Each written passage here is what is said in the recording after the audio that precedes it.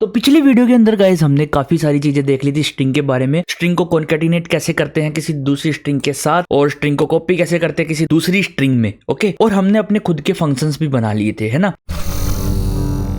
तो अब हम बात करने वाले हैं किन्हीं दो स्ट्रिंग को अगर हमें कंपेयर करना है, क्या ये इक्वल है या नहीं है ना, क्या ये इक्वल है या नहीं है। अगर हमें कंपेयर करना है और हमें 0 या 1 में वैल्यू चाहिए तो हम ऐसा एक फंक्शन डिजाइन करने वाले हैं। ओके, तो मेन बात क्या है यहाँ पर, देखो हम जो फंक्शन बनाएंगे और जो लाइब्रेरी में फंक्शन है उसमें थोड़ा सा डिफरेंस होने वाला है, ठीक है। और वो क्या डिफरेंस होने वाला है वो मैं आपको बताऊंगा। देखो सबसे पहले एक काम करते हैं, हम यहाँ पर इस पूरे कोड को एक बार हटा देते हैं। अब मैं 2 कैरेक्टर की एरे बनाऊंगा। एक तो हमारी होगी वो str मान लेते हैं यहाँ पर str, और यहाँ पे जो इसकी लेंथ होगी वो इसकी 50 दे देता हूँ अभी के लिए। और इसकी वैल्यू में ना इनपुट से नहीं ले रहा, डायरेक्ट यहीं पर दे रहा हूँ। ओके, और ये तो हमारी होगी str1 और ये होगी हमारी str2। अब मेरे को इन दोनों को कंपेयर करना है, इन दोनों को मेरे को कंपेयर करना और कंपेयर करके बताना कि क्या आया, ठीक है। तो उसके लिए मैं एक फंक्शन यूज करूंगा, बताता हूँ आपको। एक बार printf करता हूँ।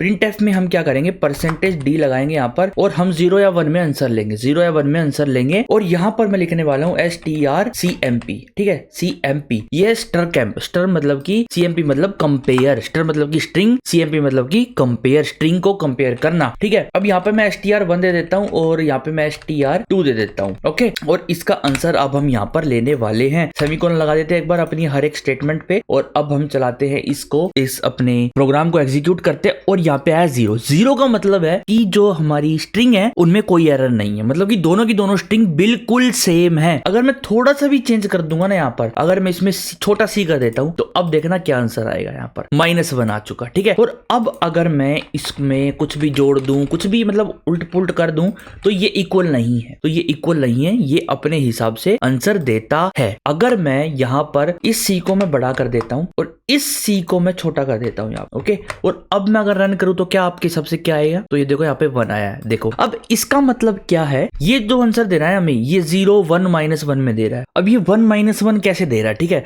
अब देखो हम जो प्रोग्राम बनाने वाले हैं, जो हम अपना फंक्शन बनाएंगे वो हम ऐसा नहीं बनाएंगे, वो हम थोड़ा सा इजी फंक्शन बनाएंगे जिसमें भाई 0 देगा तो मतलब फॉल्स है और 1 देगा तो मतलब ट्रू है, समझे। 0 देगा तो मतलब फॉल्स है और 1 देगा तो मतलब ट्रू है। हम इस बेस पे बनाएंगे वो फंक्शन, ठीक है, अपना जो strcmp है। पर इससे पहले एक बार ये देख लेते हैं कि ये 1 कब दे रहा है, -1 कब दे रहा है और 0 कब दे रहा है। देखो 0 को तो आपको पता है कि जब ये बिल्कुल इक्वल होंगे तो 0 वैल्यू देगा ये, ठीक है। और -1 जब देगा ये जब str2 की लेंथ ज्यादा होगी। लेंथ का मतलब ये, अगर कहीं ना कहीं आज की वैल्यू में स्ट्रिंग वाली 2 की लेंथ ज्यादा है तो ये -1 देगा, और अगर 1 की लेंथ ज्यादा है तो ये 1 देगा। और लेंथ का मतलब आप इसके आज के कैरेक्टर से भी ले सकते हो, अगर ये ग्रेटर देन है इससे तो ये 1 देगा, और अगर ये ग्रेटर देन है इससे तो ये क्या देगा, -1 देगा। तो ये इस तरीके से काम करता है। ज्यादा इसके पीछे मत जाओ, मेनली मुद्दा ये है कि भाई हमें तो पता करना है कि ये स्ट्रिंग इक्वल है या नहीं, बस इतना बता दो। हमको -1 1 में आंसर नहीं चाहिए, तो उसके लिए हम अपना खुद का एक फंक्शन बनाएंगे यहाँ पर।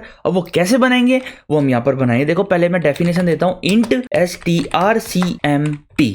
strcmp सी बड़ा है हमारे वाले में। यहाँ पे हम कैरेक्टर स्टार लेंगे और एक और हम कैरेक्टर स्टार लेंगे, ठीक है। और यहाँ पे सेमीकोलन लगा के इसको कर लेते हैं यहाँ पे कॉपी करने के बाद हम इस फंक्शन को यहाँ पे डिफाइन करने वाले हैं। और यहाँ पे मैं लिख देता हूँ str1 और यहाँ पर str2। तो ये हमारा फंक्शन तैयार हो चुका है। अब हमें इसके अंदर करना है मेन चीज कि हम कैसे डिस्क्राइब करेंगे कि दोनों स्ट्रिंग इक्वल हैं या नहीं। तो हम कोई भी एक स्ट्रिंग पकड़ लेंगे, स्ट्रिंग 1 ले लो या 2 ले लो, कोई भी एक स्ट्रिंग उठा लो, कोई भी, ठीक है। तो सबसे पहले हम एक काम करेंगे, यहाँ पर एक व्हाइल लूप चलाएंगे, इनफाइनाइट लूप होगी जो कि, और वो ऐसे ही चलेगी जैसे हम पॉइंटर पे चलाते हैं। तो हम यहाँ पे एक काम करते हैं, इस कोड को मैं मिटाता हूँ और अब हम यहाँ पे कंडीशन देने वाले हैं। तो कंडीशन क्या होगी अब आप एक बार सोच के बताओ। कंडीशन हमारी ये होने वाली है, str1 जो है हमारी, str1 लेंगे हम यहाँ पर, str1, और इसके ये नॉट इक्वल टू है \0 के, ठीक है। तो एक तो ये कंडीशन लेंगे और एंड लगा के एक और कंडीशन लेंगे, str2 जो हमारा str2 है, str2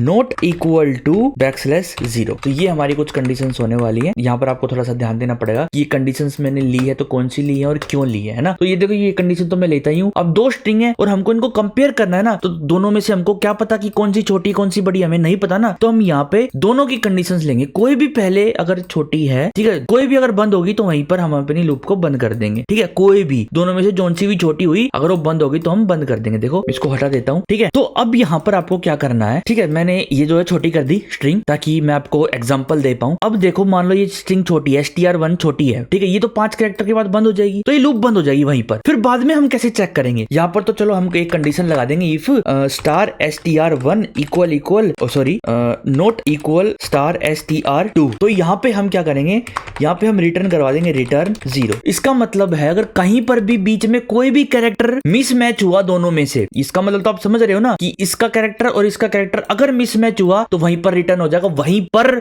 लूप बंद, फंक्शन भी बंद, पूरा का पूरा रिटर्न हो जाएगा वहीं पर 0। चल भाई ये दोनों मैच स्ट्रिंग है ही नहीं। पर अगर यहाँ पर देखो ये स्ट्रिंग छोटी है और ये बड़ी है, यहाँ तक तो ये सेम है, ठीक है, यहाँ तक तो ये सेम है दोनों, लेकिन पहले अगर ये बंद कर गई, अगर ये छोटी है और ये जल्दी पहुंच गई यहाँ पे, है ना, तो ये लूप बंद हो जाएगी। फिर बाद में हम कैसे पता करेंगे कि ये बड़ी रह गई, ये जो स्ट्रिंग है ये बड़ी रह गई इसलिए ये दोनों मैच नहीं करी, तो हम उसके बाद लूप के बाद एक कंडीशन लगाएंगे इफ, ठीक है, स्टार str, जो ये हमारी कंडीशन है ना, इसको कॉपी करता हूँ, इसी के अंदर हम मॉडिफाई कर देंगे कॉपी एंड यहाँ पर पेस्ट। बस ये नॉट इक्वल टू है ना, यहाँ पे हम इक्वल टू लगा देंगे दोनों में, ठीक है, नॉट इक्वल टू की जगह इक्वल टू लगा देंगे और यहाँ पे कर देंगे रिटर्न 1, अदरवाइज एल्स में लिख देंगे हम एल्स रिटर्न 0। इसका मतलब ये है कि जब हम इसको काम करवाएंगे, अगर बाई चांस कोई सी भी स्ट्रिंग छोटी हुई तो ये लूप पहले बंद हो जाएगी। मान लो देखो ये स्ट्रिंग जो है छोटी है, तो ये जब तक ये स्ट्रिंग चल रही थी जब तक तो ये मैच हुई पूरी, इससे देखो यहाँ तक ऐसे तक मैच हुई, लेकिन उसके बाद तो ये स्ट्रिंग छोटी पड़ेगी ना और ये बड़ी है, तो वो कैसे किया जाए, वो कैसे हैंडल करा जाए। तो लूप खत्म होने के बाद हमने कंडीशन लगाई है कि चेक करो कि str1 का जो कैरेक्टर है वो इस पे है। हाँ भाई देखो ये स्ट्रिंग तो पूरी हो गई, तो इसका कैरेक्टर तो ये इस पे है